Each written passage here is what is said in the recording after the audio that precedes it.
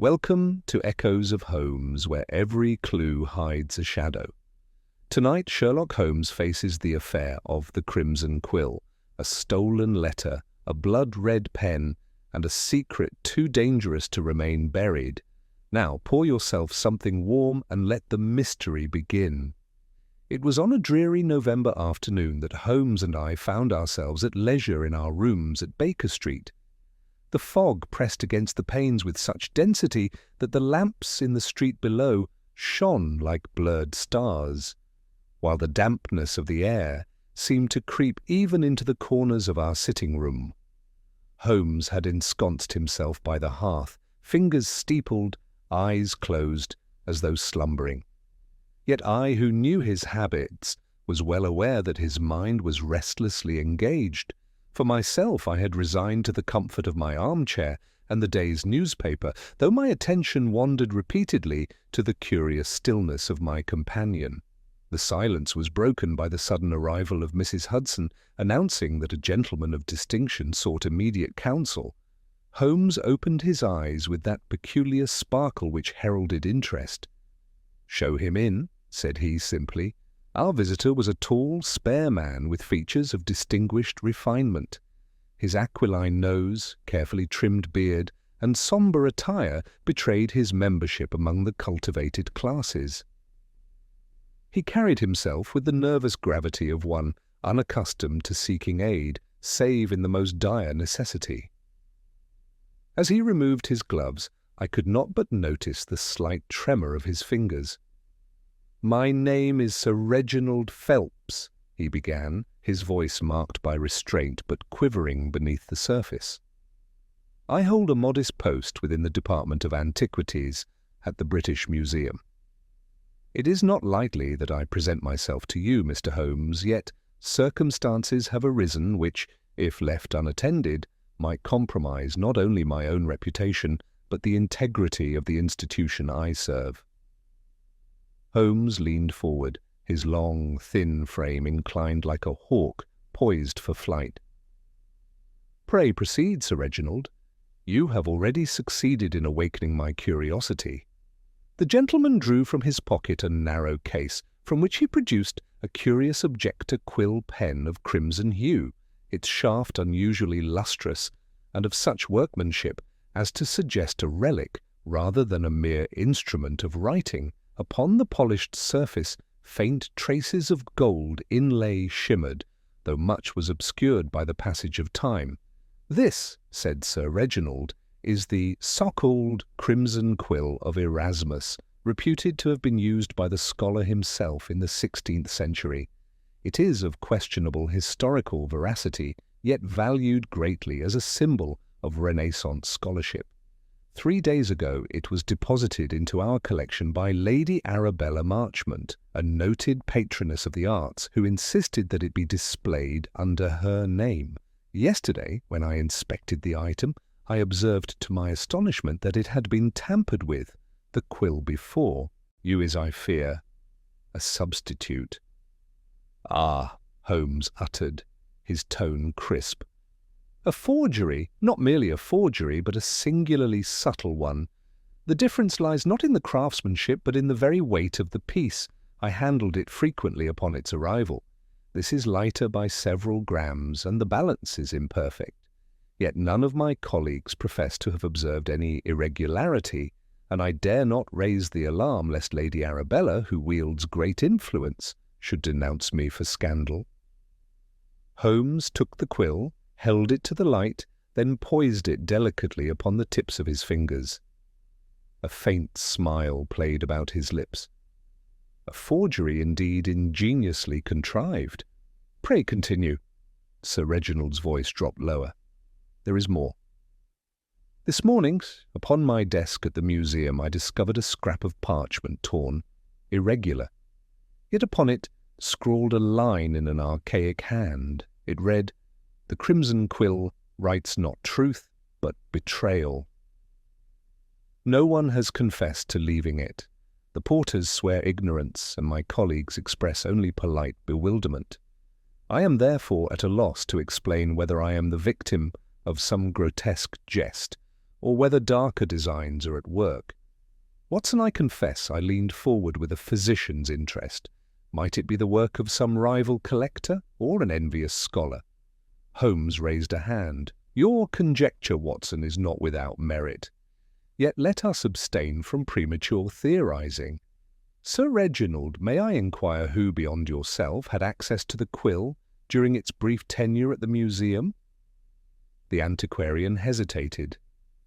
Lady Arabella herself visited to confirm its placement. Mr. Geoffrey Prynne, my junior curator, catalogued it. And of course the porters, though I cannot conceive of them capable of such a subtle exchange. Beyond these, none. Holmes leaned back, eyes half closed. An interesting constellation of characters, a wealthy patroness, a subordinate eager for advancement, and humble custodians often overlooked. Yet I suspect, Sir Reginald, that the true key lies not in the circle of your colleagues, but in the very substance of this forged quill. He tapped the object lightly against the arm of his chair, as though coaxing forth a secret. Our visitor shifted uneasily. Mr. Holmes, I implore you, if this matter becomes public, it will invite ridicule upon myself and upon the museum. Can I rely upon your discretion? Holmes's smile grew faint but reassuring. My discretion is absolute, Sir Reginald. What you must determine, however, is whether you desire merely to suppress scandal or to uncover the truth. The antiquarian straightened, his dignity battling his anxiety. The truth, Mr. Holmes, though I confess I dread what shadows it may reveal. Holmes rose, his tall figure silhouetted against the fog-shrouded window. Then, Sir Reginald, you may rest assured that the affair of the Crimson Quill shall not long remain veiled in obscurity. The moment our distinguished visitor had departed, leaving the quill in Holmes's possession, I found myself unable to suppress my own curiosity. There had been something altogether peculiar in Sir Reginald's demeanour, a mingling of scholarly fastidiousness and deep anxiety. Yet it was not merely the man's tremulous voice or his talk of betrayal that lingered with me. It was the sight of that gleaming crimson shaft, resting lightly now upon our side table, as though it were some enchanted object out of a medieval tale. Holmes, who had remained standing for some minutes after Sir Reginald's departure, returned at last to his chair and took up his pipe with a deliberate calm that I had come to associate with the earliest phase of his most absorbing cases. "Well, Watson," said he, as he tapped the stem against the mantelpiece, "what do you make of our guest's predicament?" I considered it. It appears to me that Sir Reginald is correct in suspecting a forgery. His familiarity with the quill would render him less likely than another to be deceived by some counterfeit. But as to who exchanged it, or why, I confess myself at a loss. Surely one of his subordinates? Or this Lady Arabella herself? Her interest in attaching her name to the object suggests vanity, and vanity may very well lead to unscrupulous acts. Holmes released a gentle puff of smoke, his lips curling slightly. A sound conjecture, my dear fellow, yet incomplete. You do well to note Lady Arabella's desire for renown. But is it not equally possible that she has been made the tool of another's scheme? Vanity is transparent, but envy, Watson, is the more artful adversary. He lifted the quill once more, holding it delicately between thumb and forefinger, and with a practised eye examined the shaft beneath the lamp. Observe, Watson. You see how the surface reflects light with a lustre almost unnatural? That betrays not age, but artifice. A genuine relic of the 16th century would have dulled long since. And here, beneath the gilded ornamentation, lies the faintest trace of lacquer, applied, I venture, within the past decade.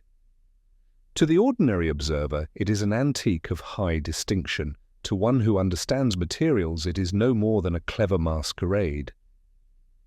I bent closer, yet still saw nothing more than a quill, beautifully wrought, but unremarkable to my eyes. Holmes smiled at my perplexity. That, Watson, is precisely the advantage enjoyed by the criminal mind that men of sense and education may yet overlook what lies plain to one trained in observation. No doubt Sir Reginald's scholarly instincts betrayed him the moment he handled this imposture. He returned the quill to its case and laid it aside, as if to remind himself that the object was but one piece of a larger puzzle. "Tell me, Watson, what do you deduce of Sir Reginald himself?" I hesitated, recalling the man's lined brow and nervous hand. He struck me as conscientious to a fault and perhaps timid, a man of learning who fears scandal more than he fears injustice, and yet I paused, reluctant to voice the thought, might he not himself have contrived this tale to mask some personal failing? A loss of the true quill, perhaps, which he now conceals beneath this cloak of mystery? Holmes laughed softly, though without derision. "Capital, Watson. You reason with admirable courage, and indeed we must always allow for the possibility that the complainant himself is less innocent than he appears. Yet consider what advantage would Sir Reginald gain by declaring the object false? If he had lost it, silence would best serve him. To proclaim its forgery is to risk his own credibility. No, I suspect our antiquarian is sincere in his alarm." He leaned forward, pipe smoke curling about his features like some wraith of thought. "And what of that scrap of parchment? What mind, Watson, writes of betrayal in such theatrical terms? Not the dull thief, intent only upon gain. There lies a touch of the dramatic, perhaps even the personal. The hand that wrote it sought not merely to warn, but to wound." As Holmes spoke, his eyes had grown distant, fixed upon the fog-darkened window, as though beyond it lay the true theatre of events. I waited, accustomed to his silences, until at last he roused himself with abrupt energy. "We must attend the museum, Watson. There is no substitute for the evidence of one's own senses. Sir Reginald has supplied us with facts enough to whet the appetite, but facts, like fragments of bone, require the anatomist's hand to fashion a skeleton of truth." At that moment, a diversion occurred which illustrated, as so often, the keenness of Holmes's perception. A faint scuff at the stair announced the approach of Mrs. Hudson, bearing a tray of tea. Holmes, without turning, remarked, "Pray set it upon the table, Mrs. Hudson. And I trust the gentleman in the hallway finds the newspaper to his liking." She uttered a small exclamation of surprise. "Why, Mr. Holmes, how could you know?" A man did indeed stop me on the stairs to ask the hour, and when I directed him to the hall clock, he lingered by the stand where Dr. Watson had left his Gazette. He seemed quite taken with it. Holmes merely smiled. "You see, Watson, the faintest whiff of stale tobacco reached me even before Mrs. Hudson entered, mingled with the scent of the pressing peculiar to your newspaper. No doubt one of our more inquisitive neighbours, hoping to catch a glimpse of our distinguished caller. Such is the price of notoriety." Though trivial in itself, the incident reminded me once more how swiftly Holmes's faculties operated and how little escaped his notice. He dismissed it with a wave of his hand, yet his expression grew thoughtful. Even the most inconsequential of intrusions, Watson, may remind us that eyes are ever watching. I should not be surprised if Sir Reginald's mysterious antagonist proves equally watchful. The evening wore on with Holmes alternately pacing and resuming his armchair, while I prepared notes of the particulars thus far: the substitution of the quill, Lady Arabella's patronage, Mr. Geoffrey Prynne's involvement, the porters, and, of course, the cryptic message. Holmes corrected me once or twice, urging precision of phrase. It is not merely that the quill is lighter, Watson, it is that the balance of weight is different, a matter of distribution rather than loss. Be exact, or you will mislead yourself. By the time the clock chimed the hour, Holmes had resolved upon our next course. "We will go to the British Museum at once," he declared. "There we may confirm whether this matter is the work of some petty mischief-maker, whether we stand upon the threshold of darker revelations. Dress warmly, Watson, for the fog promises to be our companion." Thus it was that scarcely half an hour later we emerged into the chill night air of Baker Street, the gas lamps casting pale halos through the mist, our hansom cab waiting at the curb. As we drove toward Bloomsbury, I could not help reflecting upon the strange concatenation of events, a forged quill, a cryptic warning, and a gentleman of unimpeachable scholarship reduced to near desperation. What link united these disparate elements? Holmes sat opposite me in the cab, his profile sharp against the glow of the passing lamps. He spoke but little, yet I knew his mind was engaged in its peculiar calculus, weighing probabilities and constructing hypotheses. At one point he muttered almost to himself, "It is not the quill itself, Watson, but what the quill conceals. Objects are but vessels. It is the motive for their exchange that reveals the hand behind the curtain." When at last we descended before the museum, the great facade loomed like some Grecian temple shrouded in vapour, its columns spectral in the lamplight. Sir Reginald awaited us within, his countenance pale but resolute, and led us swiftly to the department where the quill had been housed. The cases glimmered in the dim gaslight, ancient manuscripts and relics arrayed like silent witnesses to centuries past. Holmes surveyed the chamber with a hawk's gaze, then stooped suddenly to examine the lock of the cabinet wherein the quill had been kept. "Watson," he murmured, "do you observe the faintest trace of scoring about the keyhole?" "No more than a hair's breadth, but sufficient to show that some hand has sought entry with a tool other than the prescribed key." Sir Reginald clasped his hands in dismay. "But it is always secured. The key never leaves my possession." Holmes straightened. "That, Sir Reginald, is precisely the problem. If the key never leaves you, yet the cabinet shows evidence of interference, then either you have been deceived or another possesses a duplicate." I felt a chill course through me as Holmes's words echoed in that hushed chamber, where the relics of antiquity slumbered behind glass. For in that instant I understood that we were embarked upon a matter that stretched far beyond the substitution of a single object. Holmes replaced his magnifying lens, his eyes gleaming with quiet triumph. "Watson, the game is afoot." The long, echoing corridors of the British Museum had an air of solemnity that evening, as though the very stones shared in Sir Reginald's unease. Our footsteps reverberated against the marble floors, while the glass cases loomed ghost-like through the misted lamplight.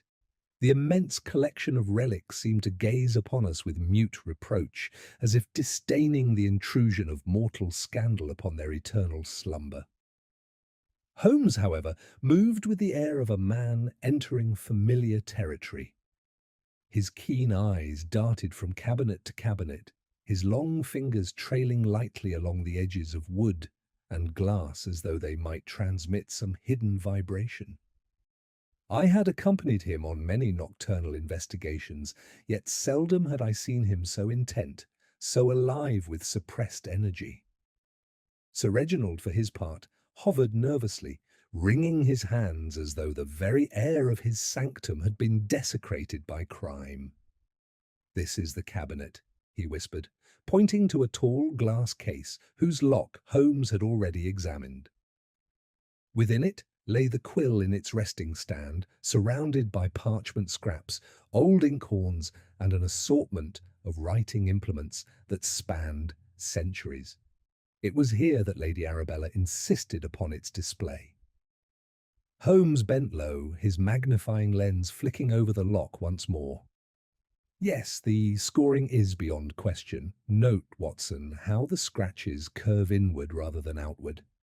That tells us the intruder was not fumbling at the keyhole from inexperience, but rather exercising skill with a tool meant to coax the mechanism open. Crude force would leave different marks altogether. He straightened, tapping his finger against the glass. Now observe the arrangement within. Has it altered in the least since you last inspected it, Sir Reginald? The antiquarian leaned forward, his eyes narrowing. No, save for the quill itself, I perceive no difference. The inkhorn, the manuscripts, all are as I left them. Holmes's lips twitched. Just so, yet consider, Watson, the quill was changed, but none of these lesser objects displaced. It would require a hand not only dexterous, but deliberate to remove one item while leaving the others untouched. It is a mark of confidence, even audacity. I scribbled these remarks in my notebook, though I confess they meant little to me beyond an impression of cunning.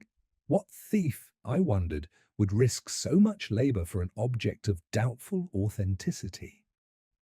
The case seemed to me unworthy of the elaborate measures Holmes proposed, yet I had learned that my friend's instinct rarely erred.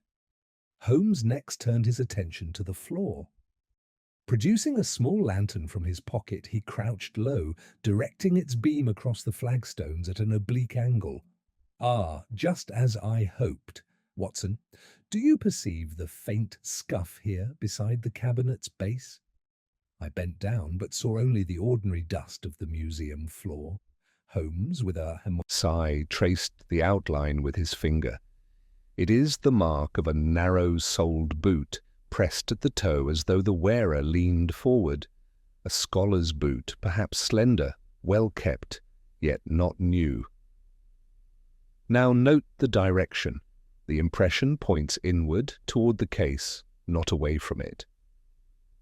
The culprit paused here, Watson, perhaps to steady himself as he manipulated the lock. Sir Reginald looked aghast. But the museum is swept daily. How could such a trace remain? Because it is faint, Holmes replied briskly, and visible only in raking light. Your porters, no doubt, are accustomed to cleansing surfaces where dust is obvious, not where it conceals itself in subtle impressions. It is precisely this negligence upon which the criminal relies. Holmes moved next to the desk which Sir Reginald had described. The scrap of parchment still lay upon it, placed beneath a weight of glass. Holmes lifted it gingerly with forceps and studied the inked line. The Crimson Quill writes not truth, but betrayal, he read aloud. Curious? The hand is disguised deliberately jagged, as though the writer sought to mimic antiquity. Yet the ink is modern, manufactured with synthetic dyes. Observe the brilliance of the line. Watson's 16th-century ink would by now have browned. I examined the script, struck by its theatrical flourish. What purpose could such a message serve, Holmes? It appears little more than a cryptic jest. Holmes shook his head. No jest, Watson. Consider the psychology of a thief who merely coveted the object would conceal his act. Here, the author proclaims it, cloaking the deed in metaphor. We are dealing with one who seeks to impress upon Sir Reginald not merely loss, but humiliation. Betrayal is a personal word, chosen to wound. Therefore the author has some knowledge of Sir Reginald's susceptibilities. Our host flushed at this, yet said nothing. Holmes, sensitive to the man's discomfort, softened his tone. Fear not, Sir Reginald. Whatever animus may lurk beneath this affair, it shall be brought into the open. At that moment, footsteps echoed in the corridor. A younger man entered, carrying a sheaf of papers. He was of slight build, his face pale and earnest, with the diffident manner of one accustomed to scholarly subordination. Sir Reginald introduced him as Mr. Geoffrey Prynne, the junior curator. Mr. Holmes, said the young man, bowing slightly. I did not expect such a late visitation. Sir Reginald informed me you might attend tomorrow. Holmes's eyes glittered. Opportunity, Mr. Prynne. Waits upon no clock. You were the last to catalogue the quill, I believe? The youth coloured. Yes, sir. I recorded its measurements, dimensions, provenance, as Lady Arabella supplied it. I handled it but briefly. Holmes's gaze sharpened. And did it feel as it ought? Did you not catch amiss? Prynne hesitated, then spread his hands helplessly. I confess, sir, that I perceived nothing unusual. It seemed to me a quill like any other, save for its colour. I am not as experienced as Sir Reginald in these matters. Holmes studied him for a long moment, then turned away without comment. But I marked how the young man avoided our eyes, and how his fingers clutched the sheaf of papers as though for reassurance. When he had gone, Holmes remarked in an undertone, "There, Watson, you have seen a man who conceals something. Whether guilt or merely incompetence, time will tell." His hesitation was not that of ignorance, but of caution. The hour grew late, and Sir Reginald, overcome with worry, begged us to adjourn. Holmes agreed readily, though I sensed his mind was more active than ever. As we departed the museum, he paused upon the steps, gazing back into the mist. "Watson," he said quietly, "do you recall the tale of the man who forged a coin not for its value, but to prove he could deceive a nation? So too here. The quill is not the prize, it is the symbol. And symbols, my dear fellow, have power to ruin men's names." The cab bore us back through the fog-draped streets of London. I ventured to ask Holmes whether he suspected Mr. Prynne. He shook his head. "Suspicion is a weed, Watson, that grows rank if not pruned. Prynne interests me, but so does Lady Arabella. Vanity may be exploited as easily as it may inspire. And let us not neglect the possibility of motives, more obscure scholarly rivalries, financial embarrassment, even matters of the heart. The quill may have passed through more hands than we yet know." I pressed him further, but Holmes only smiled enigmatically. "Patience, Watson. Already the outline of a design emerges. Tomorrow we shall meet Lady Arabella Marchmont. Only then may we discern whether this affair is but a comedy of forgery or a tragedy of betrayal." With that, he drew his coat close against the chill, and I, though weary, could not repress the thrill that always came when the game had begun in earnest. Little did I suspect how tangled a skein awaited us, nor how perilous the pursuit of truth beneath the shadow of the crimson quill would prove. The following morning dawned grey and oppressive, the fog of the previous night having thickened into a clinging shroud that muffled the city's usual clamour. From our windows at Baker Street, the outlines of hansom cabs were but dim phantoms sliding past in the murk, their drivers' shouts swallowed by the damp air. Holmes seemed invigorated by the gloom, as though London's veil lent his faculties a sharper edge.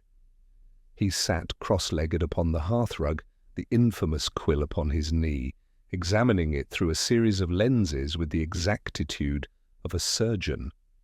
I had hoped for some revelation, yet his silence was impenetrable. He muttered once or twice lacquer gold leaf, deliberate deception, before setting it carefully back into its case. When at last he rose, his eyes were alight with resolve.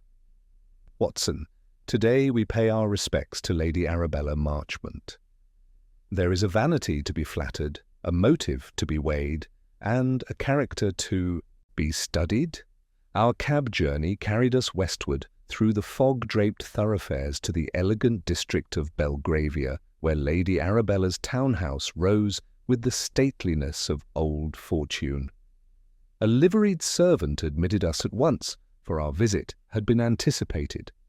The interior bespoke wealth in every detail: gilt-framed portraits, silken draperies, and marble statuary glimmering faintly in the filtered light. Lady Arabella herself entered with a sweep of skirts, a woman of striking presence in her middle years. Her features were handsome rather than beautiful, her eyes keen and commanding, and every gesture proclaimed a consciousness of social power. She greeted Holmes with an almost theatrical warmth. "Mr. Sherlock Holmes, I am flattered beyond measure. Sir Reginald has written of my little donation, and I understand a trifling difficulty has arisen?" Holmes bowed with grave courtesy. "Indeed, Lady Arabella, it is precisely to gain clarity that Dr. Watson and I trouble you. The quill which you entrusted to the museum, do you recall its provenance with particularity?" She smiled, reclining upon a chaise, with practised grace. "Ah, Mr. Holmes, its story is a romance in itself. My late husband purchased it upon the Continent, from a dealer in Bruges, who swore it had once lain upon Erasmus's own desk. I care little whether the tale is true. What matters is the symbol, a relic of learning, a token of refinement. I wished it would stand in the museum with my name, that posterity might recall Lady Arabella Marchmont's devotion to culture." Holmes's eyes narrowed, though his voice remained bland. "A noble sentiment, madam. And yet might I inquire whether you inspected the quill after it was placed in the cabinet?"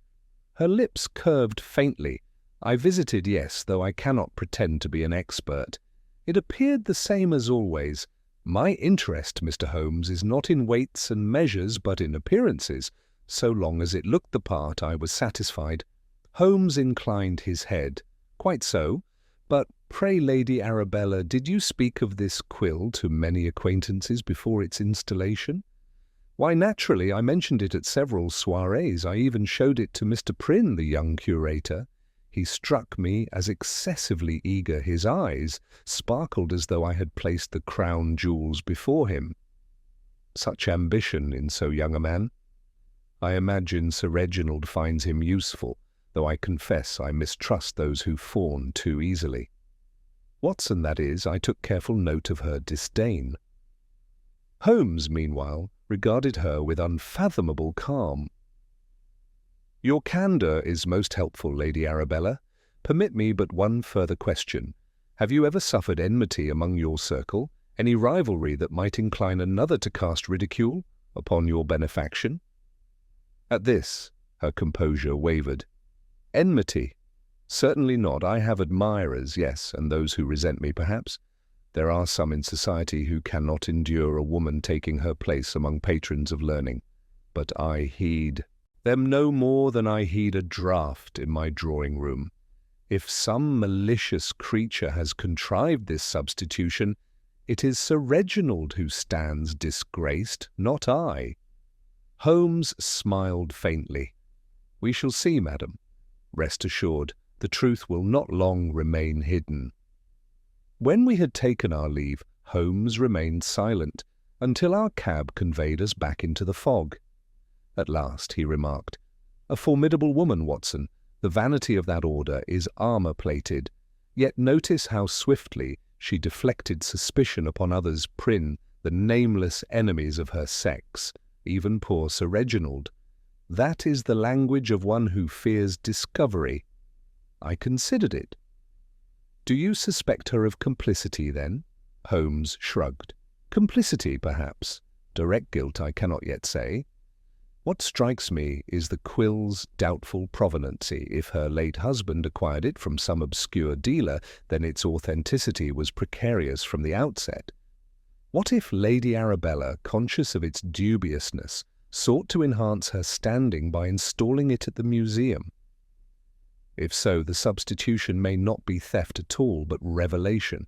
The parchment's message betrayal would then be directed not at Sir Reginald, but at her." I frowned, recalling her air of command. She did not seem the type to quake at exposure. Holmes's eyes gleamed. "On the contrary, Watson, the proudest spirits are often the most vulnerable when their vanity is pierced. One may bear loss, even ridicule, but never the puncture of pride." The day's fog thickened as we returned to Baker Street. No sooner had we settled than Inspector Lestrade of Scotland Yard was announced. He entered briskly, his small frame bristling with energy, his keen eyes scanning us both. "Holmes, I hear you've taken up this business of the quill. I must tell you, the Yard sees little enough in it. Some eccentric prank, most likely." Holmes greeted him with amused tolerance. "Ah, Lestrade, ever the sceptic. Yet humour me, what if I were to show you evidence of forced entry at the museum cabinet?" The inspector's brows rose. Forced entry, you've proof of that. Holmes recounted his observations of the lock and the footprint. Lestrade listened, his scepticism gradually yielding to reluctant interest. Well, I'll grant you that's more than Sir Reginald told us. Still, what's the motive? Who'd risk prison for a feather, eh? Holmes's voice grew crisp. Not for the feather, Lestrade, for what it represents. You will recall the phrase upon the parchment. Betrayal! That is not the word of a mere prankster. Lestrade shook his head. You've a talent for seeing patterns in smoke, Holmes. Still, I'll humour you. If you've a suspect, the Yard will act. Who do you propose? Holmes smiled enigmatically. Patience, my dear Lestrade. At present, the evidence inclines toward Lady Arabella, for she had both access and motive. Yet I would not advise premature conclusions. For every truth there are half a dozen false fronts, and the surest way to err is to seize upon the first plausible culprit. The inspector grunted, unimpressed. Very well. I'll leave you to your theorizing. Send a word if you find something tangible. With that he departed, muttering about the folly of chasing phantoms. Holmes chuckled softly. Poor Lestrade. He is correct in one regard. The matter appears trifling. But trifles, Watson, are the hinges upon which great doors turn. That evening Holmes grew restless. He paced the room with quick strides, pausing only to peer once more at the quill or to scribble cryptic notes. I, meanwhile, struggled to make sense of the tangle. Lady Arabella's vanity, Prynne's hesitation, Sir Reginald's timidity, each could furnish motive, yet none sufficed. At length Holmes paused before the fire. Watson, the pattern is not yet complete. Tomorrow we return to the museum. There is something hidden still, something overlooked. Only when the missing piece is found shall the puzzle reveal itself. He spoke no more, and I, lulled by the fire's warmth, drifted into uneasy reflection. The case, so slight in outward appearance, had already woven a net of suspicion around three souls, each with secrets of their own. And as I watched Holmes's profile against the flames, I knew with certainty that the true peril lay not in the quill itself, but in the dark motives it had begun to expose. The next morning broke with little improvement in the weather. The fog that had lingered yesterday had settled into a dense pall over the city, muting all colour and giving the streets a mournful air. Holmes, however, was in uncommonly high spirits. He rose early, his movements brisk and decisive, as though propelled by some private certainty. I, still groggy from the previous evening's reflections, found him already at the breakfast table poring over a small packet of correspondence that had arrived by post. You see, Watson, he said, with a flicker of satisfaction, London may cloak herself in fog, but the postman remains our most faithful ally. Observe this note. He handed me a folded paper, anonymous, and scrawled in a jagged script not unlike the warning found at Sir Reginald's desk. It contained but one line: "The false quill shall unmask the false patron." There was no address, only the London postmark of the previous night. I frowned. "The same hand, Holmes?" he nodded, tapping his finger against the paper. "Unquestionably. The same clumsy attempt at archaism, the same exaggerated strokes. But the phrasing has changed. The first message accused the quill itself of betrayal. This declares it will expose another patron, no less. Do you perceive the progression? The author is not content to terrify Sir Reginald alone. The target is widening. Then Lady Arabella, perhaps, but perhaps not." Holmes tucked the note into his pocketbook with deliberate care. "We must not allow the obvious to blind us. What interests me most is the choice of delivery. The previous message appeared upon Sir Reginald's desk, placed secretly under his very nose. This one arrives by post, where it might have fallen into anyone's hands. That shift tells us something of the writer's situation. His access has altered. Whether through necessity or caution, he no longer risks direct placement.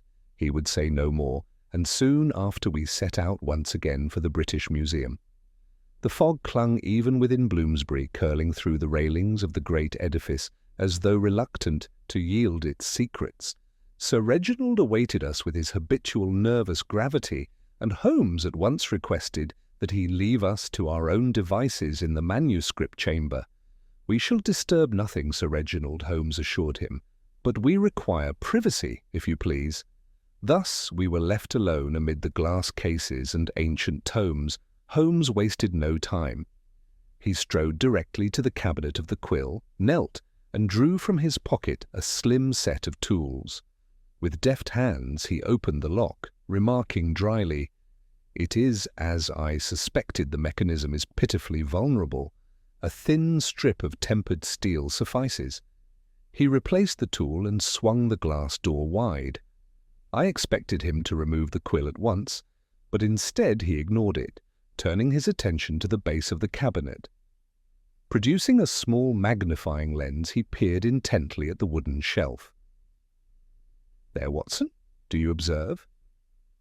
I bent close, but could discern only a faint discoloration, no more than a smudge upon the polished surface. "Dust?" Holmes chuckled. "Not dust fibres, red fibres. Do you not see?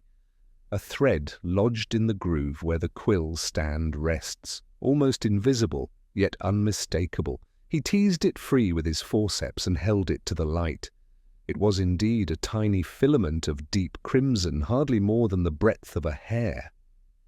To me it seemed trivial, but Holmes's eyes gleamed with satisfaction. Without a word, he folded it carefully into a paper slip and placed it within his case. "Holmes, surely you do not mean patience, Watson. The significance will emerge when the time is ripe." He closed the cabinet, relocked it, and then busied himself examining the surrounding cases. At one point he stooped to inspect the hinges of a neighbouring display. At another he sniffed delicately at a manuscript as though it might yield some olfactory confession. Each act seemed to me without order, but I knew better than to interrupt.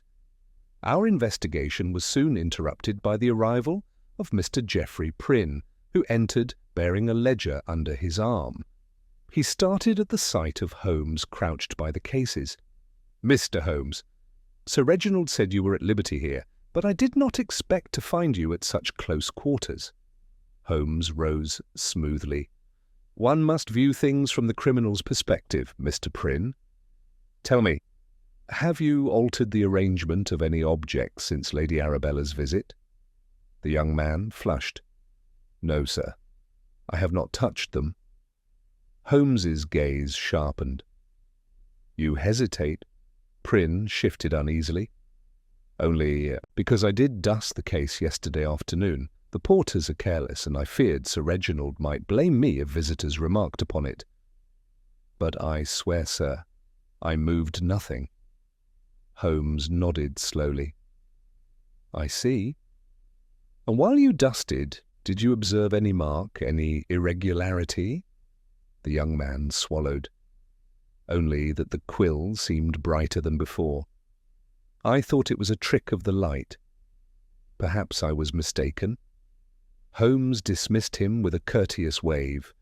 Yet when Prynne had gone, he turned to me with a lowered voice. "You see, Watson, the youth notices more than he admits. Brightness, fibres, displaced dust, these are trifles, yet trifles are the coin with which truth is purchased." He then requested to examine Sir Reginald's desk once more. The parchment fragment still lay under glass. Holmes lifted it, not to study the script, but to scrutinize the edges. Torn from a larger piece, evidently. "But see, this corner bears a faint watermark. A manufacturer in Clerkenwell, I should wager. Common enough, yet it will serve." He returned it with a peculiar air of satisfaction, though he said nothing further. As we prepared to depart, Holmes requested that Sir Reginald provide him with a complete list of those who had visited the manuscript chamber in the past week. The antiquarian promised compliance, though with visible reluctance. "I fear, Mr. Holmes," he said, "that you suspect some treachery within our very walls." Holmes's voice was dry. "I suspect treachery wherever men assemble, Sir Reginald. Libraries and drawing-rooms are but stages upon which motives strut no less eagerly than upon the public thoroughfare." On our return to Baker Street, I pressed Holmes with questions, but he was unyielding. "Watson," he said firmly, "we are not yet ready to speak of conclusions. There are patterns still incomplete. The crimson thread, the altered brightness, the messages are beads, but the string is not yet knotted." I grew impatient. "You keep me in the dark, Holmes. Surely you have discerned something vital." He smiled enigmatically. "Indeed I have. But consider, my dear fellow, were I to speak prematurely, you might dismiss the matter as fanciful. Better to let the facts accumulate until they compel belief."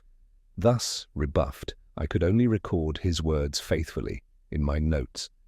That night Holmes busied himself with chemical experiments, though I knew well enough that his true interest lay in the tiny crimson fibre he had secured. He exposed it to reagents, measured it against glass slides, and at length consigned it to a vial. Of his findings he spoke not a word. As I retired, I caught sight of him seated motionless, chin upon his steepled fingers, the vial before him and the faintest smile upon his lips. It was the expression I had come to know well, the look of a man who has glimpsed the secret heart of the puzzle, but will not yet share it.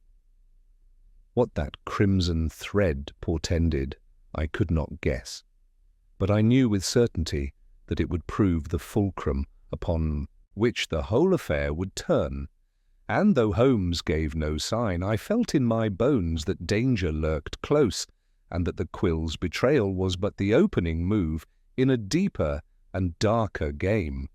The morning after Holmes's curious experiments with the crimson fibre brought with it a development so startling that it cast the entire affair into darker relief.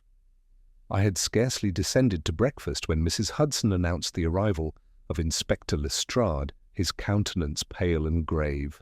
He brushed past her with scant ceremony and entered our sitting-room as Holmes emerged from his bedroom, still fastening his dressing-gown. "Holmes," said Lestrade sharply, "you've stirred the nest with your Quill case, and now we've a proper hornet swarm. Sir Reginald Phelps has been attacked." "Attacked?" I exclaimed, setting down my teacup with a clatter. Lestrade nodded grimly. "Last night, after you gentlemen left him, he was found insensible in his study at the museum lodgings, a blow to the head, administered from behind. He lies recovering, no bones broken, thank the Lord, but the room was ransacked, papers scattered, drawers forced. Nothing of value seems missing save one item, the ledger of visitor admissions that you requested, Holmes." Holmes's eyes narrowed, his expression unreadable. "Ah, the ledger." He turned to me with sudden intensity. "You perceive, Watson, how swiftly the stakes have risen. Our adversary does not scruple at violence. The theft of that ledger suggests desperation and knowledge that its contents could betray him." Lestrade shook his head. "To me it's as plain as daylight. The young curator, Prynne, ambitious, nervous, lingering about the cases. Who else had knowledge of the ledger's importance? You pressed Sir Reginald for it in Prynne's hearing. Now Sir Reginald lies stunned, and the book is gone."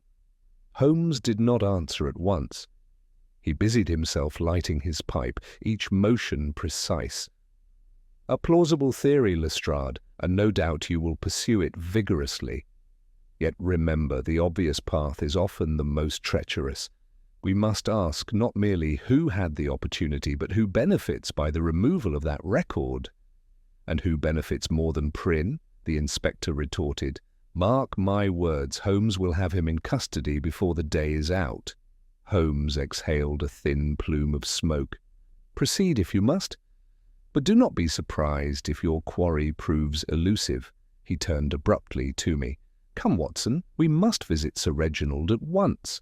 The museum lodgings occupied a modest suite adjoining the antiquities department, a privilege afforded to senior staff. We found Sir Reginald propped upon a chaise, his forehead bandaged, his face drawn with fatigue. He greeted us weakly, yet insisted on recounting the night's events. "I had scarcely retired," he murmured, "when I heard a noise at my study door. Before I could rise, a heavy blow descended, and all went black. When I awoke, my papers were strewn about, the ledger gone. It is as though my assailant sought only that book." Holmes bent low, his voice uncharacteristically gentle. "Courage, Sir Reginald. Your assailant betrayed more than he intended. Tell me, had you shown that ledger to any but myself?"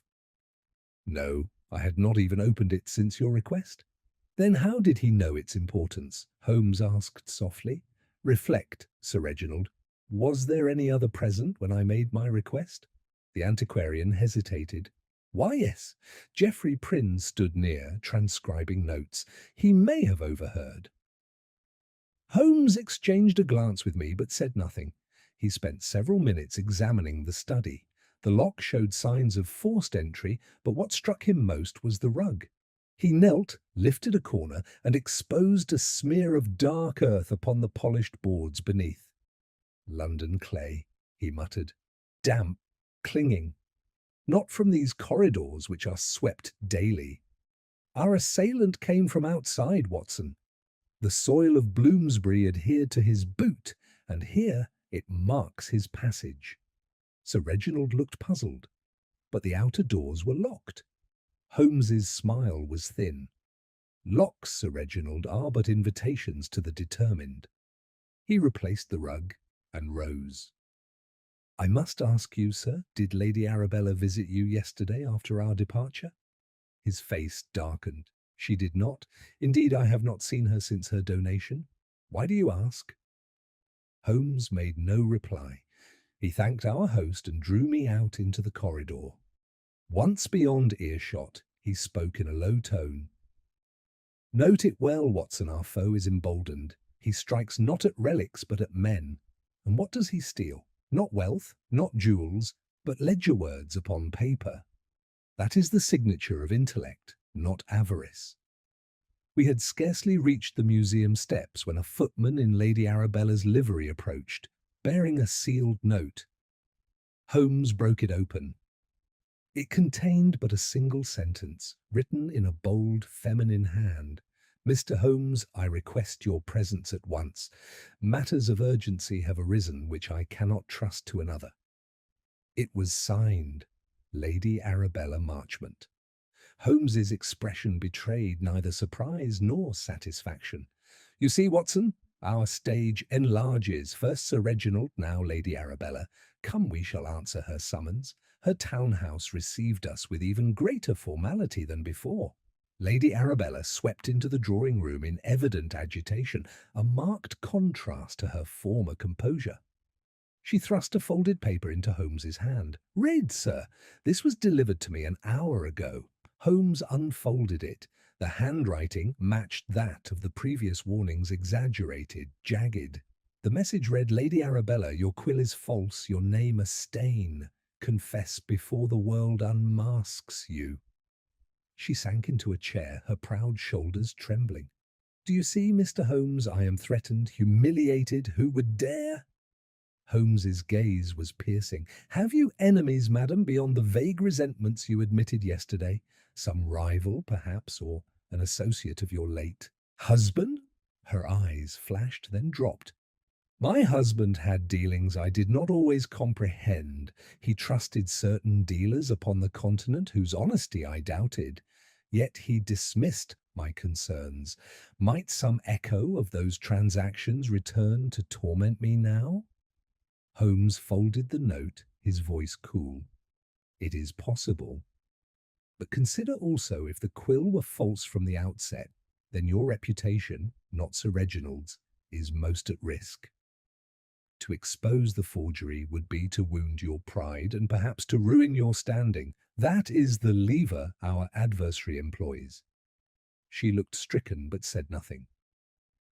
Holmes regarded her a moment longer, then bowed. "Fear not, madam.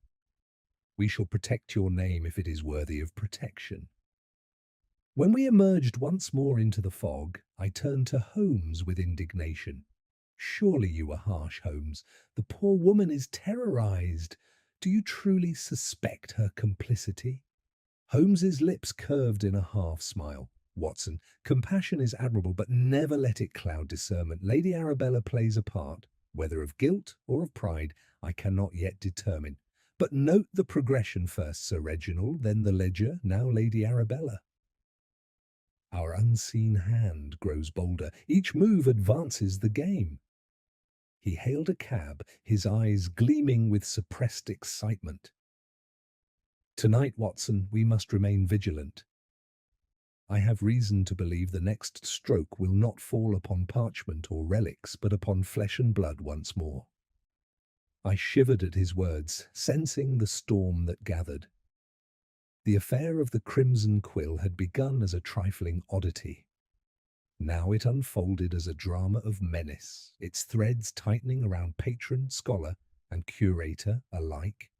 And I, who had thought the case no more than a forgery, realized with dread that darker designs lay beneath its surface. The gravity with which Holmes returned to Baker Street after our interview with Lady Arabella impressed even me, who had seen him wrestle with the most formidable puzzles. He remained silent for the length of the cab ride, his long fingers pressed together beneath his chin, his gaze fixed outward upon the fog, as if the drifting vapours concealed some hidden cipher. Once within the familiar comfort of our sitting room, he cast aside his coat and stood before the fire in deep thought. "Watson," said he at last, "the adversary we face is no bungler. Mark the sequence of his manoeuvres: a forged relic, a taunting note, the theft of the ledger, a violent assault, and now an anonymous threat to Lady Arabella. Each step is carefully escalated, each designed to sow fear and confusion among the players. We are dealing with one who thinks as strategically as a chess master." "And what is his object, Holmes?" I asked, earnestly. "Is it merely to discredit Lady Arabella, to ruin Sir Reginald, or is there some profit beyond malice?" Holmes gave a short laugh, devoid of mirth. "Profit, perhaps, but not in the vulgar sense. No, Watson, this is a game of reputations. A forgery is worthless unless—" Exposed a patron's vanity is harmless until mocked. Our unseen hand desires not possession, but revelation. He strikes in order that secrets shall not remain secret. I shuddered at the cold precision of the scheme. Then how do you propose to unmask him? Holmes's eyes glinted. By forcing his hand. When a man delights in theatre, Watson, the surest way to catch him is to supply the stage. We must arrange circumstances so irresistible that he cannot refrain from making his move. He paced the room in rapid strides. Consider the museum is the scene of the crime, the arena where relics and reputations alike stand upon display. It is there that our adversary must feel most compelled to act. I propose to create an opportunity so tempting, so seemingly vulnerable, that he will betray himself. I ventured a question. You speak of a trap? Precisely. But not one of crude constables and handcuffs. Ours must be subtle, designed to engage his pride. We shall present to the world the quill itself announced as genuine, displayed in triumph, and defended by Sir Reginald's authority. That, Watson, will be the bait. I was startled, but Holmes, would that not risk further humiliation for Sir Reginald? And what of Lady Arabella? If the quill is truly false, Holmes cut me short with a wave of his hand. It is precisely because of its falsity that the scheme will succeed. The culprit, knowing the truth, will not endure to see it celebrated as authentic. He must act, Watson. He will be compelled to intervene, and in that moment we shall be ready. I could not but marvel at the audacity of the plan, yet I voiced my doubt, and if he does not take the bait— Holmes smiled thinly. Then he is less proud than I believe, but I wager my reputation he will not resist. The following day, arrangements were made with surprising ease. Sir Reginald, though still shaken from his ordeal, consented to Holmes's plan with the resignation of a man clutching at any hope. The museum agreed to a private viewing of the Quill, ostensibly for the benefit of a circle of select patrons. Lady Arabella, when informed, seized upon the idea with almost indecorous enthusiasm, declaring that such a display would silence rumours and vindicate her benefaction. Even Inspector Lestrade, though sceptical, promised to attend, muttering that at least he would have the net ready when Holmes's phantom showed itself. That evening found us once more amid the marble halls of the British Museum. The great chamber was lit more brightly than before, its glass cases gleaming, its shadows driven into corners. A small gathering assembled: Lady Arabella in her jewels and silks, Sir Reginald pale but resolute, Mr. Geoffrey Prynne hovering at the margins, Lestrade with 2 constables in plain clothes, and Holmes and myself. The Quill reposed in its case, displayed upon velvet, with a solemnity bordering upon reverence. Holmes moved quietly among the company, his keen gaze flicking from face to face. I, following his example, observed each with anxious scrutiny. Lady Arabella conversed animatedly, though her laughter rang false. Sir Reginald dabbed his brow with a handkerchief, his eyes fixed nervously upon the Quill. Prynne stood apart, his hands clasped tightly, his lips pressed into a thin line. Lestrade affected indifference, yet I noticed how often his glance strayed to Holmes, awaiting a cue. At length Sir Reginald cleared his throat and addressed us. "Ladies and gentlemen, I thank you for attending this private demonstration. Here lies the so-called Crimson Quill of Erasmus, deposited in our collection through the generosity of Lady Arabella Marchmont. Though questions have been raised," his voice faltered, "I affirm my conviction of its authenticity." A murmur passed through the assembly. Holmes's eyes gleamed. I knew he was watching for the smallest tremor of expression. Then came the stroke. From the far end of the chamber a voice rang out, sharp and mocking. Authenticity? A lie! That Quill is but a painted feather, a deception unworthy of this house. All turned into astonishment. A man stood in the doorway, cloaked, his hat pulled low. His figure was slight yet vigorous, his arm raised to point accusingly at the case. Before we could move, he strode forward, brandishing a folded paper. "Here," he cried, "is proof, the record of its purchase, the testimony of its fraud." Lestrade sprang, the constables close behind, but Holmes raised a hand. "Hold, Lestrade, let him speak." His eyes shone with cold triumph. The intruder flung the paper upon the floor. Lady Arabella gasped, Sir Reginald staggered back, and Prynne uttered a cry of dismay. In that instant Holmes moved with pantherine swiftness. He stooped, seized the paper, and examined it. "As I thought," he said softly, "a clever counterfeit of a different sort, but sufficient to unmask our author." He looked up, his gaze fixed upon the cloaked figure. "You have played your part well, sir, yet the drama concludes not with your triumph, but with your capture." The man started, turned, and made to flee, but the constables closed in. A brief struggle ensued, during which the intruder's hat was knocked aside, revealing a pale, narrow face with eyes bright from fervour. I recognized him with a shock. It was not some nameless stranger, but one whom we had already met. Holmes alone seemed unsurprised. "So," he murmured. The curtain rose upon the true performer.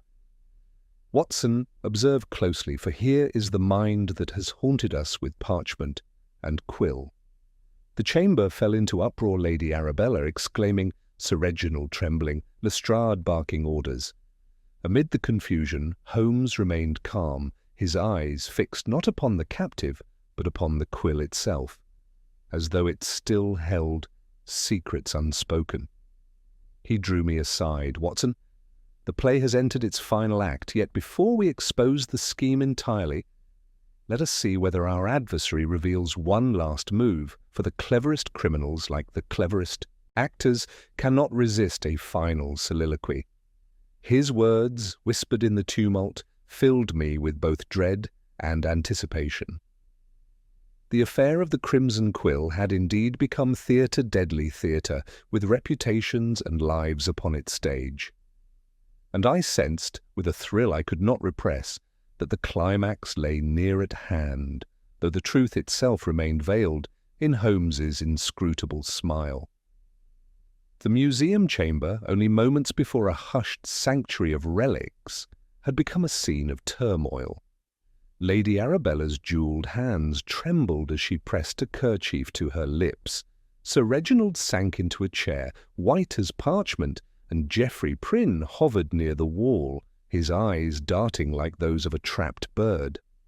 The constables had secured the cloaked intruder, binding his arms while Lestrade barked orders with officious zeal. Holmes alone remained composed, his figure erect before the Quill's cabinet, his eyes gleaming with a light I knew too well, the light of a mind that saw beyond the chaos to the hidden order beneath.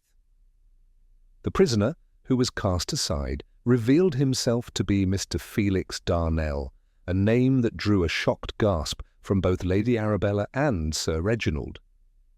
He was known, it seemed, as a dealer in rare books and curiosities, one who had trafficked often with Sir Reginald's department, but whose reputation had always skirted the border between scholarship and suspicion.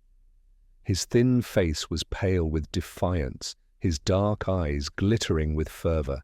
"You fools," he cried, struggling in the constable's grasp, "that quill is a forgery, a bauble lacquered and gilded to deceive."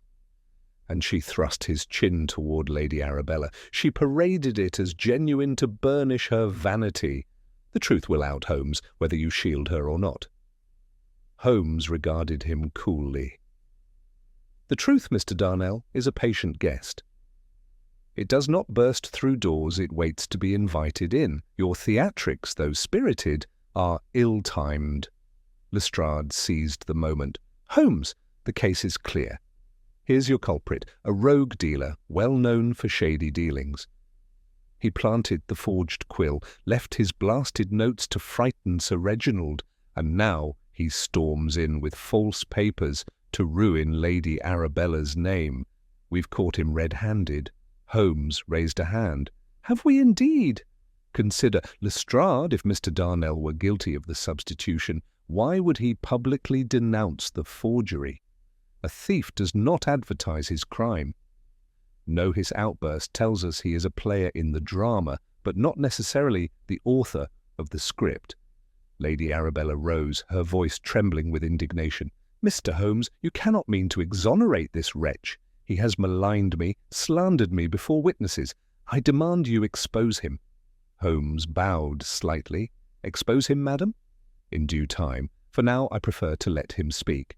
The guilty, when given rope, often fashion their own noose." Holmes nodded to the constables, who loosened their grip slightly. Darnell, breathing hard, seized the chance to rail. "I sold curiosities, yes. I dealt in books, manuscripts, quills, but never did I foist this fraud upon the museum. No, that trick came from within by hands eager to please a patroness or to discredit a superior. I knew of it, I saw the signs, and I vowed to reveal it.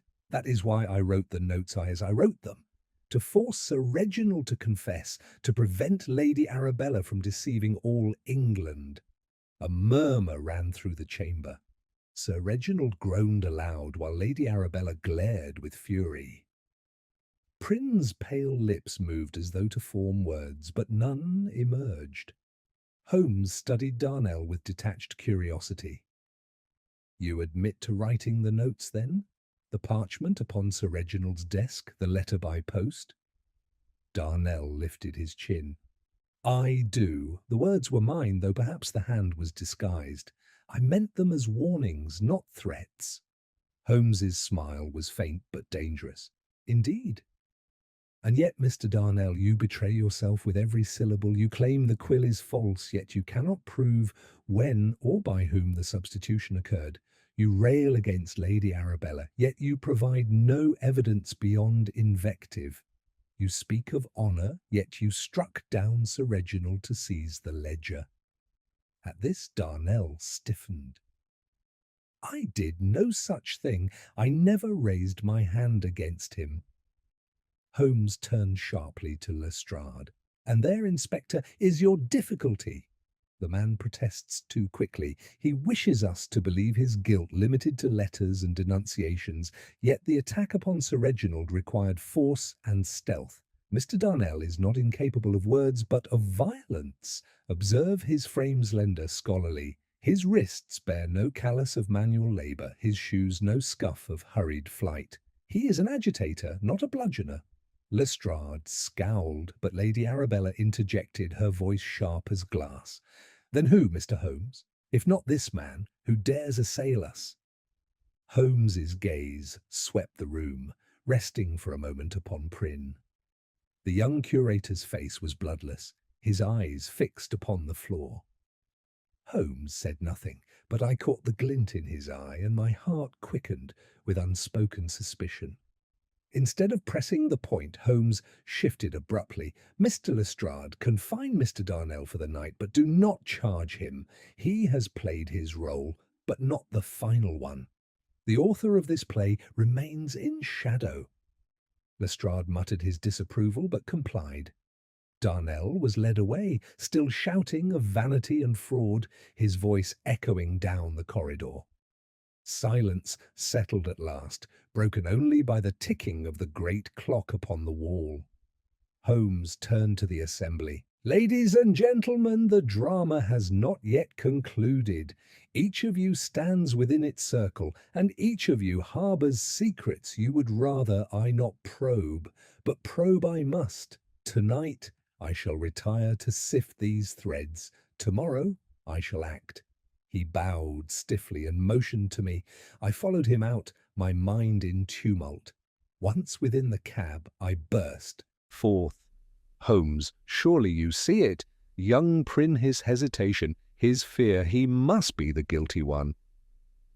Holmes regarded me with a mixture of fondness and reproof. "Ah, Watson, ever eager to crown the first plausible head with the wreath of guilt. Prynne interests me, yes, but interest is not proof.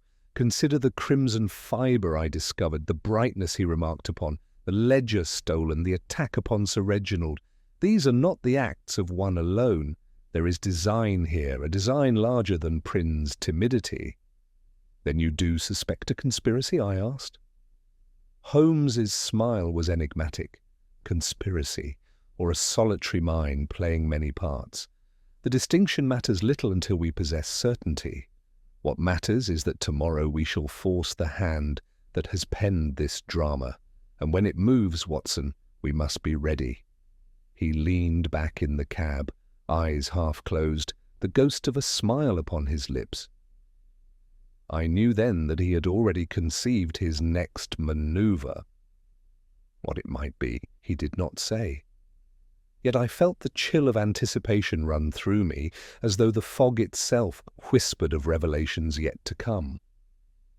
The affair of the Crimson Quill had ensnared reputations and drawn blood. Now Holmes had tightened the web. The next stroke, he promised, would reveal the heart of the matter. And as the cab carried us into the shadowed streets, I sensed that the true peril was only just beginning. True to his word, Holmes passed the night in restless contemplation. Long after I had retired, I heard the faint scrape of glass slides and the clink of vials in our sitting room.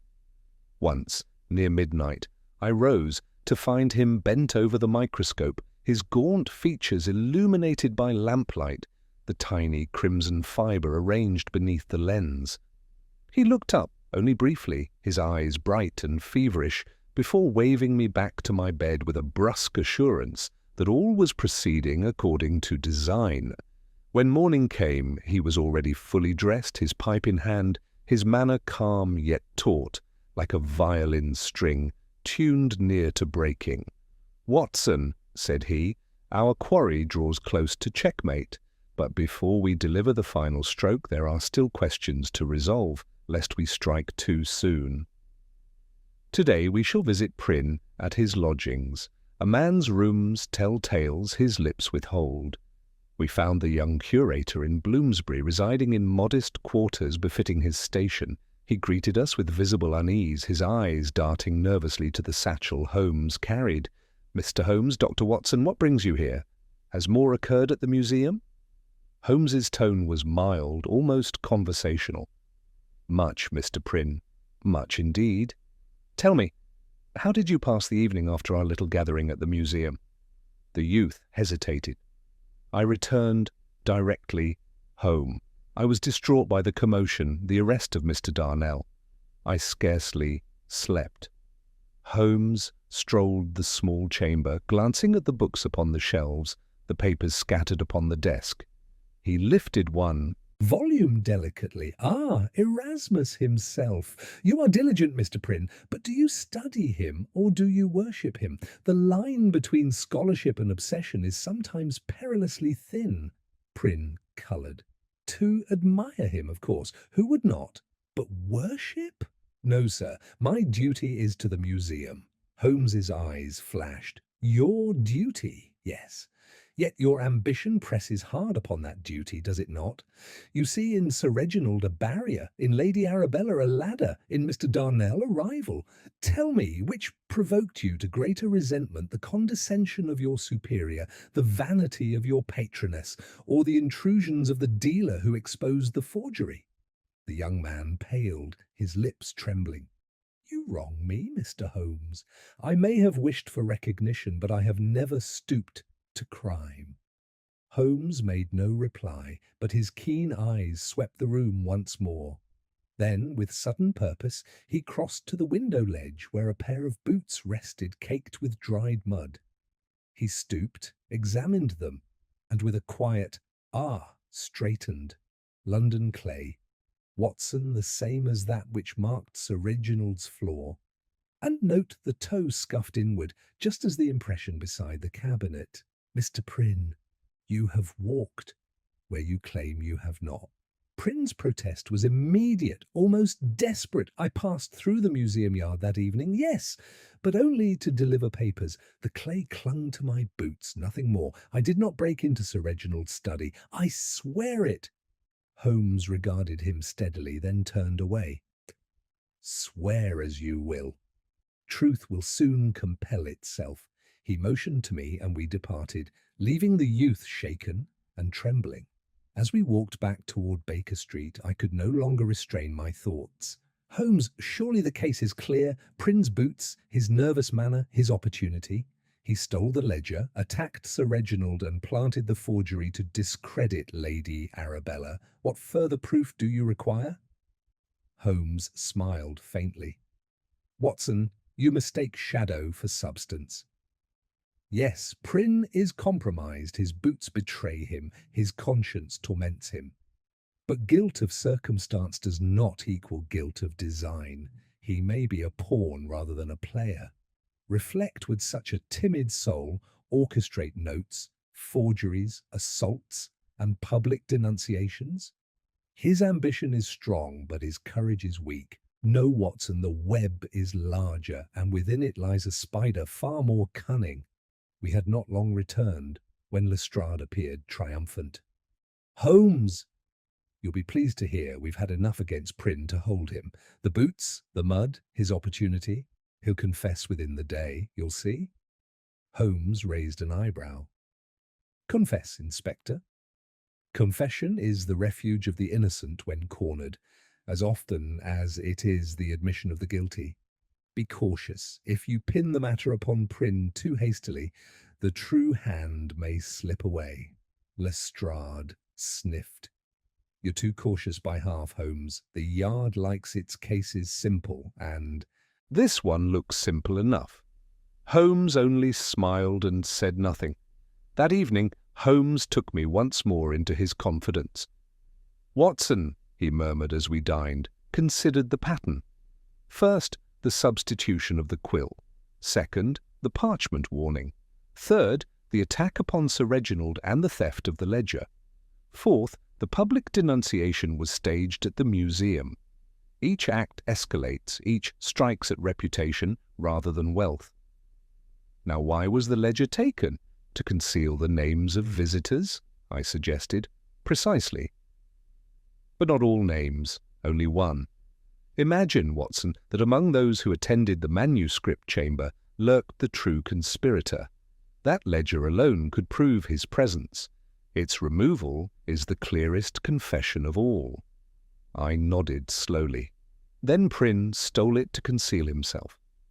Holmes's eyes glittered, or to conceal another. Recall his hesitation, his eagerness to shift blame. He may act under influence, fear, loyalty, or manipulation. The thread I found, the brightness of the quill, the counterfeit note, all point not to timidity but to calculation. No, Watson, we must look higher, to one who commands both access and motive. He fell silent, smoking his pipe in long, thoughtful draws. The room filled with blue haze, and I watched his profile in the firelight, marvelling at the iron discipline of his mind. At last, he stirred. "Tomorrow, Watson, we shall convene all the players, Lady Arabella, Sir Reginald, Prynne, even Darnell. And there, before them all, the truth shall be forced into daylight. Until then, patience." I retired with unease. Though Holmes's reasoning carried its usual brilliance, the weight of evidence against Prynne seemed overwhelming. Could it truly be that another mind, unseen and unsuspected, moved these pieces upon the board?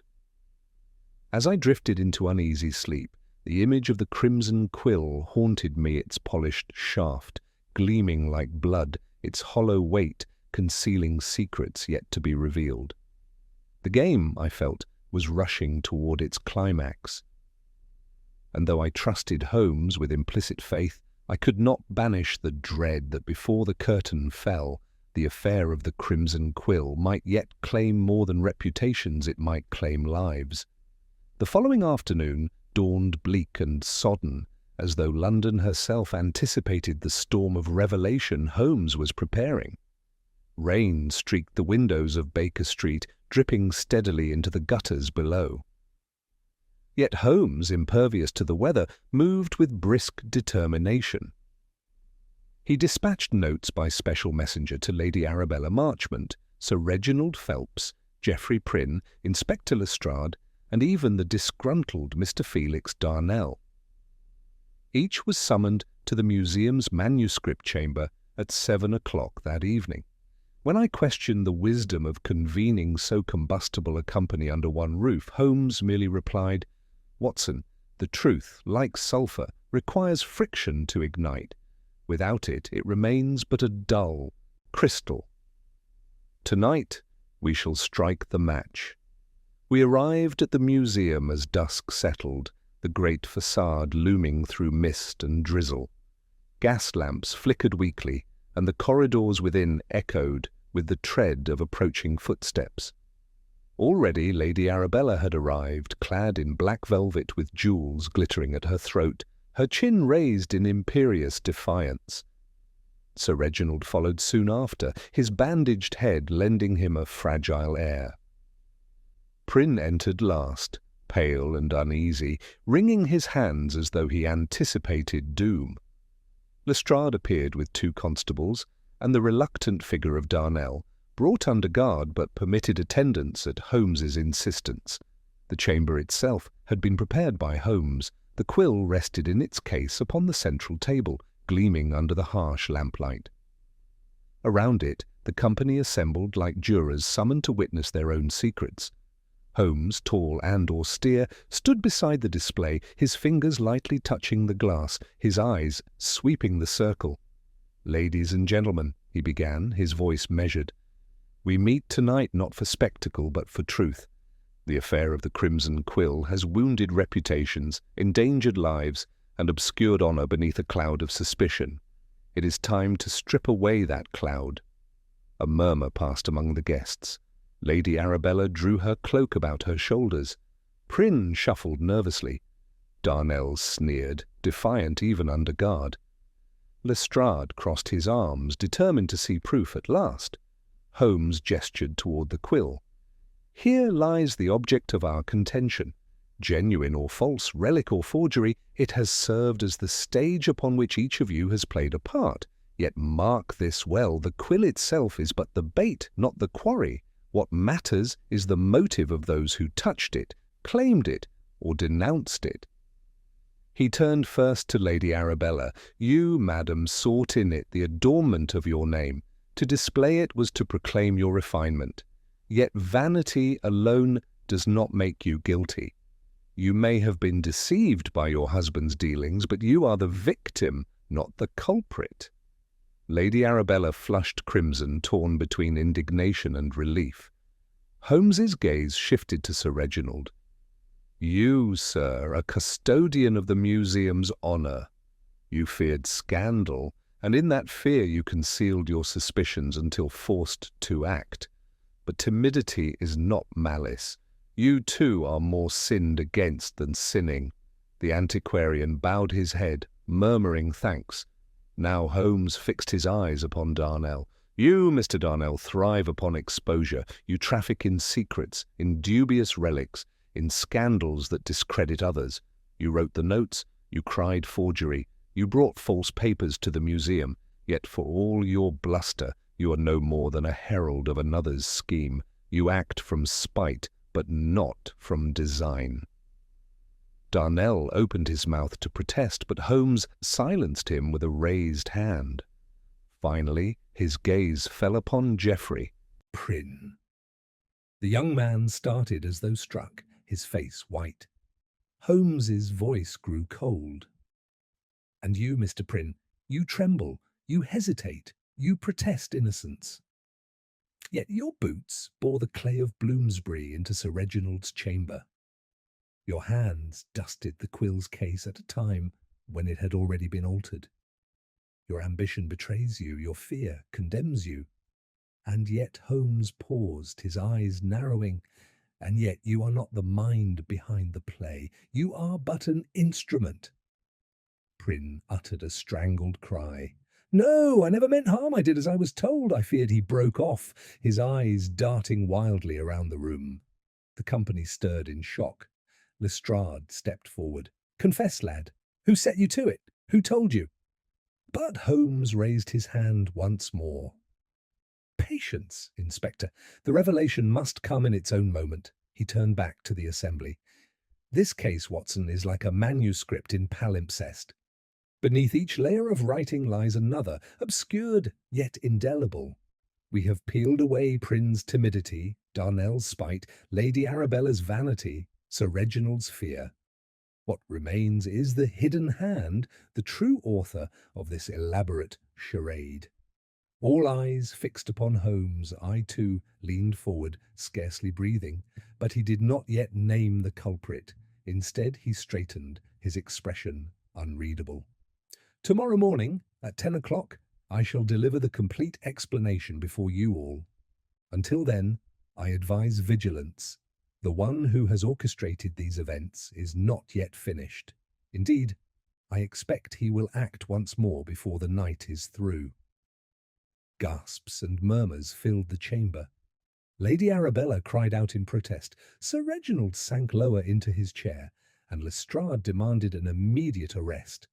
But Holmes remained implacable.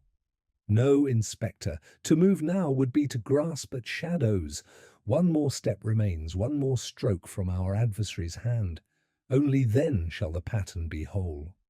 With that he closed the case of the quill and motioned for us to depart.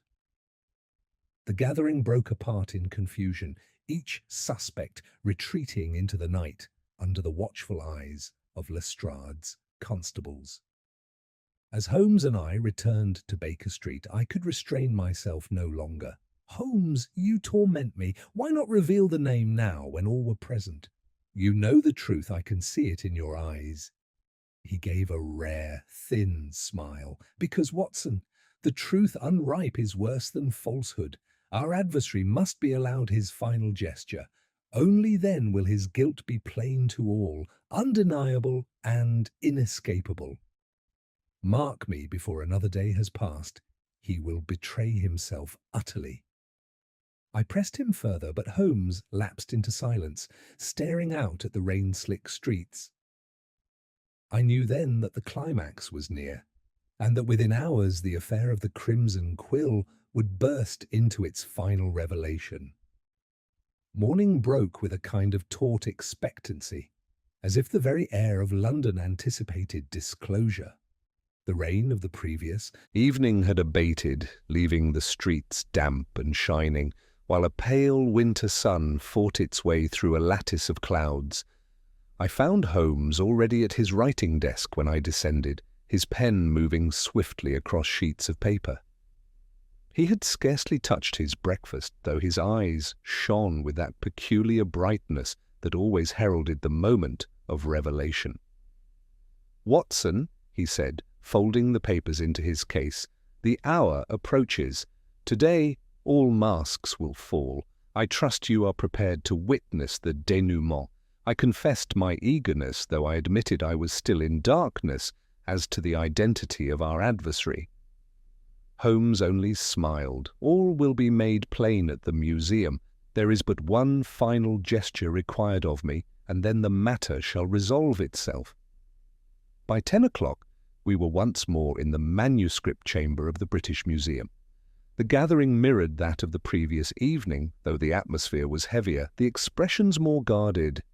Lady Arabella sat stiff and imperious, her hands clenched tightly in her lap. Sir Reginald, still bandaged, looked older and more fragile than I had ever seen him. Geoffrey Prynne was pale and trembling, his eyes fixed upon the floor, while Felix Darnell glared defiantly under the watchful eye of Lestrade and his constables. Holmes took his place at the centre, the quill displayed once more upon the table before him. He raised his hand, and silence fell. "Ladies and gentlemen," he began, "we stand at the conclusion of a curious drama. At first glance it seemed but a trifling forgery and object substituted, a prank of dubious taste. Yet as events progressed, we saw how swiftly trifles may swell into menace, anonymous warnings, theft, violence, public scandal. Each act was part of a deliberate design, crafted to wound reputations and unseat authority. It remains for us to name the author of that design." He paused, his keen eyes sweeping the assembly. "Let us review the facts. First, the quill itself, substituted with a counterfeit. This was done with precision, leaving the surrounding objects undisturbed. Second, the note upon Sir Reginald's desk is ink-modern, its hand disguised. Third, the attack upon Sir Reginald and the theft of the ledger, a book that contained the names of those who had entered the chamber. Fourth, the dramatic denunciation staged by Mr. Darnell, whose spite made him an eager but unwitting accomplice. Each clue points not to random mischief, but to a mind that delights in control, in manipulation, in the spectacle of betrayal." He turned to Lady Arabella. "You, madam, had a motive in vanity. The exposure of a forgery would wound your pride, but you lacked both skill and secrecy. You are no forger, and though you suffer humiliation, you are not the architect of this scheme." Lady Arabella gave a gasp, half of relief, half of indignation. Holmes faced Darnell. "You, sir, wrote the notes. That much you have confessed, yet you were but the pen, not the hand that guided it. You sought to expose the forgery, but you did not contrive the circumstances of its substitution. You, too, are pawns rather than players." Darnell spat a curse, but Holmes pressed on, now his gaze fixed upon Prynne, and the young man seemed to shrink before it. "You, Mr. Prynne, present a more complicated case. Your boots bore the clay of Bloomsbury into Sir Reginald's chamber. Your dusting disturbed the case. Your hesitation betrayed knowledge you sought to conceal. You assisted in the substitution, yes, but you did so under pressure. You feared exposure more than you desired glory. Prynne buried his face in his hands. It is true I aided in moving the quill, but I swear I never struck Sir Reginald. I never wrote those cursed notes. Holmes's voice cut through his protest. Precisely, Mr. Prynne. You were an instrument, but not the instigator. The true mind, Holmes's tone sharpened, his eyes flashing, is one who possessed both access and authority. One whose position gave him mastery over all others, one who could coerce Prynne, exploit Darnell, and manipulate Lady Arabella's vanity. That mind, gentlemen, is none other than Sir Reginald Phelps himself. A collective gasp shook the chamber. Sir Reginald lurched to his feet, his face livid. This is monstrous, Holmes. I, the victim of the attack, accused of being the villain? Preposterous. Holmes raised a finger. Victim? Let us examine. You alone had constant access to the cabinet. You alone insisted upon the quill's authenticity before any examination could be made. When suspicion mounted, you contrived an attack upon yourself, a blow carefully delivered to render you insensible without lasting harm. The ledger, which might have betrayed your own late-night entries, conveniently vanished. You cried scandal to deflect suspicion, but each act betrays orchestration, not innocence. Lestrade stepped forward, incredulous. But Holmes, what of the mud, the footprints, the fibres? Holmes's eyes gleamed, all accounted for. Prynne was drawn into Sir Reginald's plot, forced to handle the case under pretext of duty. The fibres lodged there were fragments from the false quill's wrapping. The mud upon the rug planted deliberately by Reginald himself, who later feigned outrage when I discovered it. Every clue, Lestrade, was arranged as theatre, intended to misdirect. The notes written by Darnell were indeed his own, but encouraged by whispers that originated with Sir Reginald, who knew the man's spite could be harnessed, and the coup de grace, the injury to himself, was staged, ensuring he might play the aggrieved scholar while obscuring his guilt. All eyes turned upon Sir Reginald, who trembled with fury. Lies, all lies. What proof do you have, Holmes? Words, conjectures, nothing more. Holmes's reply was quiet, almost gentle. The proof lies here. He withdrew from his case the tiny vial containing the crimson fibre. This thread, found in the cabinet, belongs not the quill, but to the lining of your own robe, Sir Reginald. In your haste to replace the object, you brushed against the stand. I confirmed its composition last night under the microscope. No one else wore such a garment in that chamber. The fibre condemns you. Sir Reginald swayed, his face ashen. He sank back into his chair, covering his eyes with a trembling hand. Holmes spoke once more, his voice ringing with finality. There, ladies and gentlemen, lies the architect of your humiliation. Sir Reginald, fearing his reputation would be ruined by Lady Arabella's dubious relic, contrived to substitute the quill himself.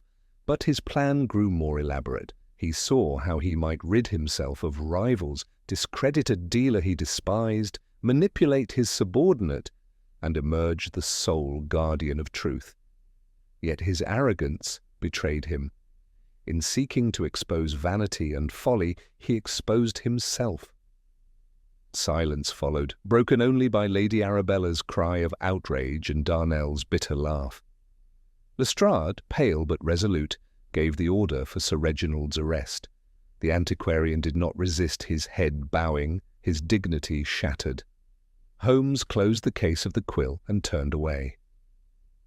Thus ends the affair of the Crimson Quill. A forgery, yes, but a forgery of character more damning than of feather and gold. I could not speak, struck by the audacity of the revelation. Yet as we departed into the pale morning light, Holmes leaned close, his voice softened. "Watson, you see how the smallest thread may unravel the grandest tapestry. In matters of deceit, the criminal never overlooks some trifle. And it is upon trifles, my dear fellow, that justice depends." So ended the gathering, but the echoes of the Quill's betrayal lingered, even as we walked away into the fog that swallowed London once more. The exposure of Sir Reginald Phelps reverberated through London with a swiftness that astonished even me, who had long grown accustomed to the sensational appetite of our newspapers. Within a day, the evening editions carried lurid headlines of the museum scandal, forged relic foils antiquarian, and arrest of a scholar. Sir Reginald, once so admired for his dignified stewardship, found himself escorted from the British Museum under guard, his bowed figure a pitiful contrast to the authority he had wielded. Holmes and I stood upon the steps as the cab bore him away. Lady Arabella Marchmont, magnificent even in distress, gathered her cloak about her and swept past us without a word, her eyes flashing with mingled relief and resentment. Felix Darnell, released with no charge, smirked as though vindicated, though Holmes reminded him sharply that spite is no substitute for honour. And Geoffrey Prinpoore, trembling, left Prinner pale and chastened, his career in peril, though Holmes quietly urged Lestrade to show leniency. As the crowd dispersed, I turned to Holmes. "You have unmasked him, but I confess the thing bewilders me. Still, why would Sir Reginald contrive so elaborate a plot against himself? What did he hope to gain by staging his own disgrace?" Holmes's eyes gleamed with that peculiar fire of intellect. "Ah, Watson, you touch the heart of it. Pride, my dear fellow, pride, and the desperate fear of its collapse." Sir Reginald knew Lady Arabella's quill to be false from the moment it entered his collection, yet he lacked the courage to confront her vanity openly. To denounce her would risk her influence, to expose the forgery would imperil the museum's reputation. Thus he devised a scheme to substitute the quill quietly, then arrange a series of hints and exposures that would discredit her and perhaps elevate himself as the vigilant scholar who uncovered deception. I shook my head, but he overreached. Precisely. He enlisted Prynne's unwilling aid, fed Darnell's spite with whispers, and attempted to dramatize the matter through staged notes and even a feigned attack upon his own person. But ambition and timidity make poor allies. He sought both to expose and to conceal, to be both victim and hero. Inevitably, the contradictions betrayed him. The crimson fibre from his robe was but the smallest thread, yet it was enough to unravel the whole tapestry. We returned to Baker Street that evening, where the fire burned warmly against the damp chill outside. As I wrote my notes, Holmes sat opposite, his long figure sprawled in the armchair, pipe in hand, eyes half closed in meditation. "Holmes," I said at last, "do you feel no pity for Sir Reginald? His reputation is ruined, his life's work in tatters." And yet he was driven by fear rather than malice. Holmes exhaled a thin plume of smoke. "Pity, Watson, I reserve for those who are honest but unfortunate. Sir Reginald chose deception. He might have borne the truth, yet he cloaked it in intrigue. Such men are architects of their own ruin." Still, he added more softly, "I pity the weakness of pride. It is a frailty as old as man himself." I reflected upon his words, the image of Sir Reginald's bowed figure haunting me. The affair had wounded more than reputations. Lady Arabella, though spared exposure, would forever be whispered about. Prynne's ambition was blighted, and even the museum's dignity bore scars. Yet through it all, Holmes's relentless logic had restored clarity. In the days that followed, visitors to Baker Street remarked upon Holmes's restless energy, as though the solving of one puzzle only sharpened his hunger for the next. He spoke little of the crimson quill, save once, when I observed him turning the quill's counterfeit shaft in his fingers. "See here, Watson," he said. A forgery wrought with such skill that even the learned were deceived. Yet beneath its lacquer and gilt it was but a feather, hollow and fragile. So too with men, the pomp of learning, the armour of reputation, these may dazzle the eye, but strip them away and what remains is often frail. He replaced the quill in its case, as if closing a chapter. Our final word on the matter came some weeks later when Lestrade visited. He reported that Sir Reginald had confessed in part, admitting to the substitution and to coercing Prynne, though he still denied striking himself. The courts, deeming him unfit for prison due to his declining health, arranged instead for his quiet dismissal and exile from public life. Lestrade, puffing with satisfaction, remarked, "Well, Holmes, you've done it again. I'd have sworn Prynne was our man." "Shows what fools we'd be without you." Holmes merely inclined his head. "The yard has its uses, Lestrade, but remember when you find footprints, ask not only who left them, but who wished you to see them." The inspector departed, scratching his head, and Holmes returned to his armchair, his eyes already distant. Thus concluded the affair of the Crimson Quill.